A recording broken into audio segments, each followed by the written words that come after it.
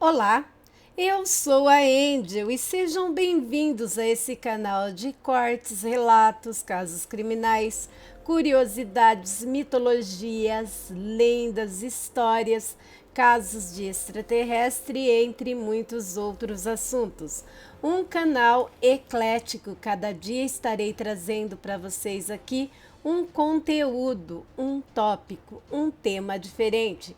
Se você gosta desse tipo de trabalho, desse tipo de canal, se inscreve aí, deixa o gostei, compartilha com mais pessoas que também gostam, deixa aí a sua opinião com respeito, é claro.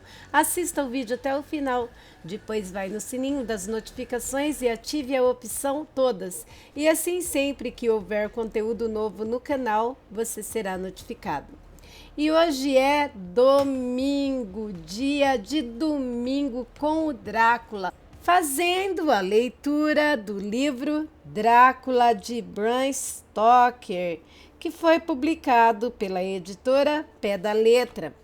Hoje vamos dar prosseguimento à leitura lendo o capítulo 21, Diário do Dr. Siraj. 3 de outubro. Deixe-me anotar exatamente o que aconteceu da melhor forma que eu consiga me lembrar.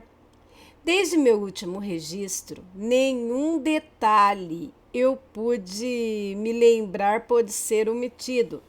Preciso proceder com toda a calma. Ao chegar ao quarto de Randfield, encontrei-o deitado no chão sobre o seu lado esquerdo, em uma poça brilhante de sangue. Quando fui movê-lo, ficou imediatamente óbvio que recebera algum machucado terrível. Como seu rosto estava exposto, pude ver que estava terrivelmente machucado, como se tivesse sido batido contra o chão. Na verdade, era dos machucados no rosto que a poça de sangue no chão se originara. O enfermeiro, ajoelhado ao lado dele, disse para mim quando o viramos: "Acho, senhor, que suas costas estão quebradas. Veja, o braço e a perna do lado esquerdo, assim como todo esse lado do rosto, estão paralisados." O enfermeiro parecia absolutamente perplexo com o fato de tal coisa ter acontecido. Estava desnorteado e o seu senho franziu enquanto dizia: "Não consigo entender duas coisas. Ele conseguira machucar o seu rosto desse jeito, batendo a cabeça no chão. Vi uma jovem fazer isso uma vez, no sanatório em Eversfield, antes que alguém conseguisse a impedir. E suponho que ele possa ter quebrado o pescoço caindo da cama, se tivesse feito uma torção estranha. Mas não consigo imaginar de jeito nenhum como essas duas coisas aconteceram. Se suas costas estavam quebradas, ele não conseguiria bater a cabeça. E se seu rosto já estava desse jeito antes de cair da cama, teria deixado marcas." Respondi: "Vá até o Dr. Van Helsing. Peça que faça a gentileza de vir aqui imediatamente." O homem saiu correndo e dentro de alguns minutos o professor apareceu de robe e chinelos. Ao ver Randfield no chão, Lançou um olhar penetrante e depois virou-se para mim. Deve ter lido os meus pensamentos em meu olhar, pois disse em voz baixa, claramente para ser ouvido pelo enfermeiro: Ah, um triste acidente. Ele precisará ser cuidadosamente observado e de muita atenção. Eu mesmo ficarei com você, mas primeiro irei me vestir. Se puder ficar aqui, volto em alguns minutos. O paciente começara a respirar com dificuldade. Estava claro que sofrera danos terríveis. Van Helsing voltou com extraordinária celeridade, trazendo consigo sua maleta cirúrgica. Evidentemente, estivera pensando e estava decidido, pois quase antes de examinar o paciente, sussurrou para mim: Mande o enfermeiro sair. Precisamos ficar sozinhos com ele. Quando retomar a consciência após a operação. Assim eu disse: Creio que já fez o suficiente, Simmons. Fizemos o que podíamos. É melhor ir fazer a ronda e o Dr. Van Helsing o operará. Me avise imediatamente se acontecer algo em comum em qualquer lugar. O homem se retirou e começamos um exame cuidadoso do paciente. As feridas em seu rosto eram superficiais. O verdadeiro machucado era uma fratura afundada no crânio que ia até a área motora. O professor pensou por um instante e então disse: Precisamos reduzir a pressão e voltar às condições normais até onde pudermos. A rapidez do derrame demonstra a terrível natureza de seu ferimento. Toda a área motora parece ter sido afetada. O derrame no cérebro aumentará rapidamente. Então, precisamos operar com atrefina imediatamente, ou será tarde demais. Enquanto falava, houve uma batida suave na porta. Fui até lá e a abri, encontrando no corredor Arthur e Quincy, de pijamas e chinelos. O primeiro disse: ouvi seu funcionário chamar o Dr. Van Helsing e falar sobre um acidente. Assim, acordei Quincy. Ou, na verdade, o chamei, pois ele não estava dormindo. As coisas estão acontecendo rápida e estranhamente demais para que qualquer um de nós consiga dormir profundamente nestes últimos dias. Estou pensando que amanhã à noite a situação não será a mesma de agora. Precisaremos examinar o que já aconteceu e tentar prever o futuro um pouco mais do que estamos fazendo. Podemos entrar? Assenti e segurei a porta para que entrassem, fechando-a novamente depois. Quando Quincy viu a poça de sangue, a postura e o estado do paciente, disse em voz baixa: Meu Deus, o que aconteceu com ele? Pobre, pobre coitado. Fiz um resumo e acrescentei que esperávamos que ele recobrasse a consciência após a operação, pelo menos por um tempo. Sentou-se imediatamente na beirada da cama com Godalming ao seu lado. Todos nós observávamos o paciente. Esperaremos, disse Van Helsing, só o suficiente para determinar o melhor lugar para trefinar, para que possamos remover o coágulo com a maior rapidez e do melhor jeito que pudermos, pois está claro que a hemorragia está aumentando. Os minutos de espera passaram-se com uma lentidão assustadora. Eu tinha uma sensação horrível no peito e, julgando pela expressão de Van Helsing, presumi que ele sentia o medo ou apreensão pelo que estava por vir. Temia ouvir que Renfield poderia dizer.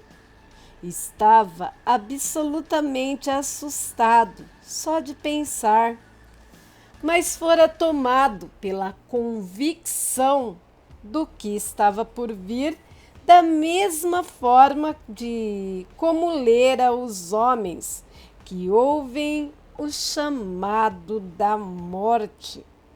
O pobre homem respirava em arfadas curtas. Cada instante parecia fazer que ele abrira os olhos e falaria alguma coisa, mas então se seguia uma respiração longa e penosa, e ele mergulhava em uma inconsciência mais profunda. Apesar de estar acostumado com doenças e mortes, o suspense crescia e me afetava. Quase conseguia ouvir as batidas do meu próprio coração e o sangue correndo pelas minhas têmporas soava como marteladas. O silêncio finalmente se tornou insuportável. Olhei para os meus companheiros, um após o outro, e vi, por seus rostos corados e testas suadas, que estavam passando pela mesma tortura que eu. Havia um suspense nervoso sobre todos nós, como se acima de nossas cabeças um sino aterrador soaria alto quando menos esperássemos. Finalmente, ficou evidente que o paciente estava piorando rápido. Poderia morrer a qualquer momento. Olhei para o professor e vi que estava me encarando fixamente. Sua expressão era severa enquanto falava. Não temos tempo a perder. O que tem ele a dizer pode salvar muitas vidas. É o que tenho pensado aqui parado. Pode haver uma alma em jogo. Operaremos logo acima da orelha. Sem mais uma palavra fez a operação. Por alguns momentos a respiração do paciente continuou penosa. Então inspirou por tanto tempo que parecia que seu peito iria se abrir. Repentinamente seus olhos se abriram e se fixaram em uma expressão desvairada e indefesa. Isso continuou por alguns minutos, até que se suavizou, transformando-se em um olhar de surpresa, feliz, e de seus lábios saiu um suspiro de alívio. Mexeu-se convulsivamente e, enquanto o fazia, disse: Ficarei quieto, doutor. Diga para eles tirarem a camisa de força. Tive um sonho terrível que me deixou tão fraco que nem consigo me mexer. O que aconteceu com o meu rosto? Parece que está todo inchado e dói muito. Tentou virar a cabeça, mas mesmo com este esforço, seu olhar ficou vidrado novamente, de modo que o fiz voltar à posição original. Então, Van Helsing disse em um tom baixo e grave: Conte-nos sobre o seu sonho, Sr. Renfield. Ao ouvir aquela voz, o rosto de Renfield se iluminou em meio a seus machucados, e ele disse: É o Dr. Van Helsing. É muita gentileza sua estar aqui. Dê-me um pouco de água. Meus lábios estão secos. Então contarei ao senhor. Sonhei. Parou e parecia que ia desmaiar. Então pedi a Quincy, em voz baixa, o conhaque. O conhaque que está em meu escritório, rápido. Ele saiu correndo e voltou com o copo, a garrafa de conhaque e um jarro d'água. Umedecemos os lábios secos e o paciente logo recobrou a consciência. Parecia, contudo, que o seu pobre cérebro machucado ficara trabalhando enquanto isso, pois quando estava plenamente consciente me encarou com um olhar de confusão agoniada que jamais esquecerei e disse: Não posso me enganar. Não foi um sonho, e sim a realidade tenebrosa. Então o seu olhar esquadrinhou o quarto, ao ver duas figuras sentadas pacientemente na beira da cama, e prosseguiu: Se eu ainda não tivesse certeza, saberia por causa deles. Por um instante, seus olhos se fecharam, não com dor ou sono, e sim voluntariamente, como se estivesse tentando controlar todas as suas faculdades. Ao abri-los, disse rapidamente e com mais energia do que demonstrara até então: Rápido, doutor, estou morrendo. Sinto que só tenho alguns minutos e então preciso voltar para os braços da morte ou de algo pior. Molhe meus lábios com conhaque de novo. Preciso dizer algo antes de morrer, ou antes que meu pobre cérebro esmagado morra, pelo menos. Obrigado. Foi naquela noite, depois de o senhor sair, quando implorei que me deixasse partir. Não podia falar nada naquela ocasião, pois senti que minha língua estava presa, mas estava tão são naquele momento, exceto aquela forma, quanto estou agora. Fiquei em um desespero, agoniado por muito tempo. Após o senhor ir embora, pareceram horas, então fui tomado por uma paz repentina. Meu cérebro pareceu se resfriar e tomei consciência de onde estava. Ouvi cachorros latindo atrás da casa, mas não onde ele estava. Enquanto falava, Van Helsing não piscou nenhuma vez, mas estendeu a mão e agarrou a minha com força. Entretanto, não se delatou, tendo apenas assentido ligeiramente e dito em voz baixa: continue. Randfield prosseguiu. Ele veio até a janela em forma de névoa, como já ouvira fazer antes, mas ele estava sólido.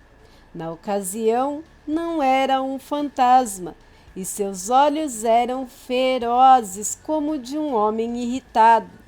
Estava rindo com a boca vermelha, os dentes brancos e afiados brilhavam sob a luz do luar, enquanto ele se virou para olhar para o cinturão de árvores, onde os cachorros latiam.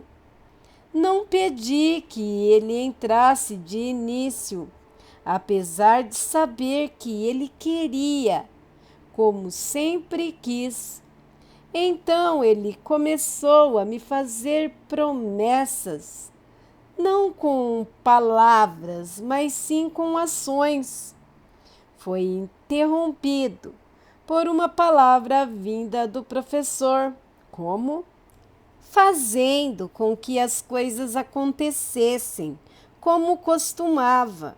Mandava as moscas quando o sol brilhava, umas moscas grandes, gordas, com asas da cor do aço e da safira, e grandes mariposas durante a noite, com crânios e ossos cruzados nas costas. A Xerontia atropos, que chamam de borboleta caveira? O paciente continuou sem se interromper, e então ele começou a sussurrar: ratos, ratos e ratos. Centenas, milhares, milhões deles, cada um deles uma vida, e cachorros para comê-los, e gatos também. Todos são vida, todos têm sangue vermelho, com anos de vida neles, e não meras moscas zumbindo. Ri dele, pois queria ver o que faria. E então os cachorros uivaram, lá do outro lado das árvores escuras, na casa dele. Ele fez um gesto para que eu me aproximasse da janela. Levantei-me e olhei para fora. Ele levantou a mão, parecendo fazer um chamado sem usar palavras. Uma massa escura se espalhou pela grama, vindo como uma chama.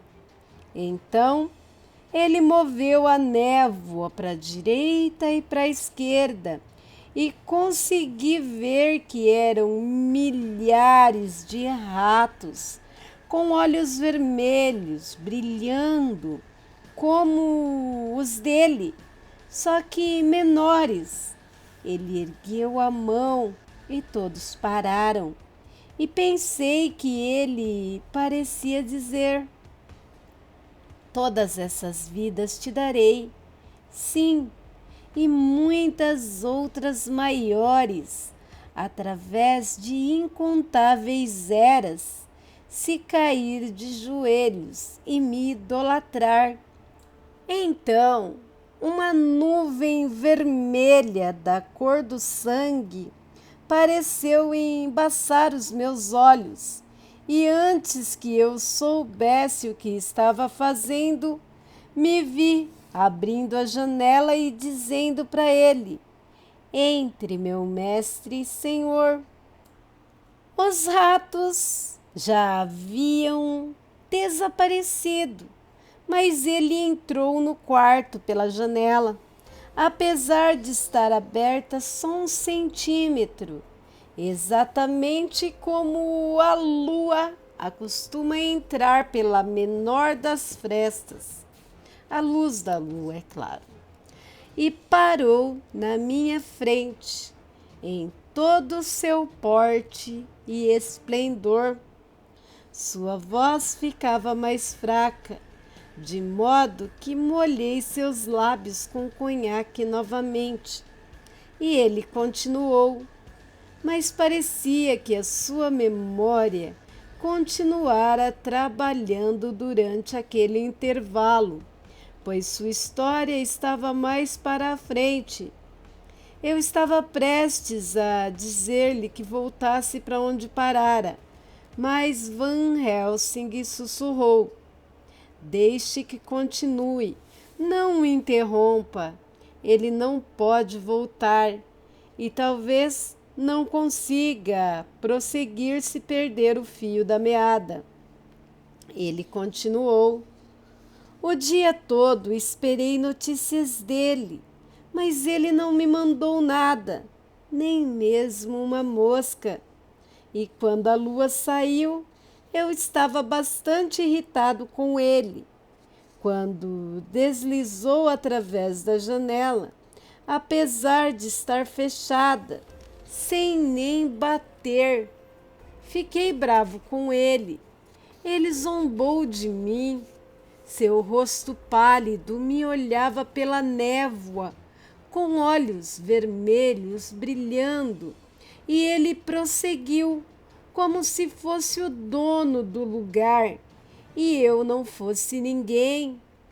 Não tinha nem o mesmo cheiro quando passou por mim. Não consegui segurá-lo. Pensei que, de alguma forma, a senhora Hacker tivesse entrado no quarto.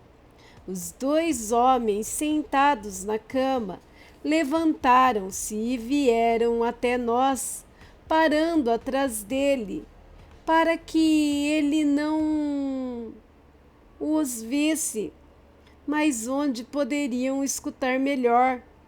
Ambos estavam em silêncio, mas o professor teve um sobressalto e tremeu. Seu rosto, contudo, ficou ainda mais sombrio e severo. Randfield continuou sem perceber. Quando a senhora Hacker veio me ver essa tarde, não era mais a mesma. Era como o chá, depois de alguém colocar mais água no bule. Naquele instante, todos nós nos mexemos, mas ninguém disse uma palavra e ele seguiu. Não percebi que ela estava aqui, até que falou, e ela não parecia mais a mesma. Não gosto de gente pálida, gosto de gente com bastante sangue, e todo o sangue dela parecia ter se esvaído. Não pensei nisso naquele momento, mas depois que ela foi embora, comecei a pensar e isso me deixou bravo. Saber que ele estava tirando a vida dela. Percebi que os outros estremeceram, assim como eu. Mas fora isso, permanecemos imóveis. Assim, quando ele veio essa noite, eu estava pronto. Vi a névoa se esgueirando para dentro. Agarrei-a com força. Ouvi dizer que os loucos têm uma força descomunal. E como eu sabia, eu era um louco. Às vezes, pelo menos. Decidi usar os meus poderes, sim, e ele também sentiu, pois saiu da névoa para lutar comigo. Segurei-o com força. Achei que sairia ganhando, pois não queria que ele continuasse tirando a vida dela, até que vi seus olhos me queimaram e a minha força ficou como água. Ele se desvencilhou, e quando tentei grudar nele, ele me ergueu e me jogou no chão. Uma nuvem vermelha apareceu na minha frente e houve um barulho como um trovão, e a névoa pareceu deslizar por debaixo da porta. Sua voz estava ficando cada vez mais fraca e sua respiração mais penosa. Van Helsing levantou-se instintivamente. Agora sabemos o pior, disse. Ele está aqui e sabemos qual é o seu objetivo. Pode não ser tarde demais. Vamos nos armar, como fizemos na outra noite, mas não percamos tempo. Não temos um segundo a perder. Não havia a menor necessidade de expressarmos o nosso medo. Não, nossa convicção. Todos compartilhávamos da mesma. Corremos para pegar em nossos quartos as mesmas coisas que carregávamos no dia em que entramos na casa do conde. O professor estava com tudo pronto e, quando nos encontramos no corredor, apontou para os seus apetrechos expressivamente e disse: nunca estão longe de mim e nem estarão até que este infeliz assunto esteja terminado. Sejam sábios também, meus amigos. Não estamos enfrentando um inimigo normal. Oh, só de pensar que nossa cara Madame Mina está sofrendo. Interrompeu-se, sua voz estava falhando, e não sei se era a raiva ou o terror que predominava o seu coração. Vamos dar uma pausa aqui no capítulo 21 e a próxima semana continuaremos com o capítulo 21, parte 2, o diário do Dr. Siraj. Bem, se você está gostando dos trabalhos aqui do canal, da leitura desse livro maravilhoso, esse clássico, se inscreva aí, pois domingo que vem terá mais domingo com o Drácula, com a leitura Drácula de Bram Stoker. Se você está gostando, se inscreve no canal, deixa o gostei, compartilha esse vídeo com mais pessoas que também gostam. Deixe aí na área destinada aos comentários sua opinião, com respeito, é claro, suas considerações e sugestões de novos livros para serem lidos aqui no domingo. Bem, se você quiser continuar a receber o conteúdo do canal, toque o sininho lá na opção todas e sempre que tiver conteúdo novo aqui você será notificado. Todos esses passos ajudam e muito o canal e eu já agradeço muito. Mas quem quiser dar uma contribuição para o canal, vendo que o mesmo não é monetizado, pode fazer isso via Pix, a chave do mesmo estará na descrição do vídeo. Somente quem puder, tá bom? Se não puder ajudar, deixa o seu like, compartilha, que já é uma ajuda maravilhosa. Bem, por hoje é só. Fique com Deus e até o próximo vídeo. Tchau, tchau.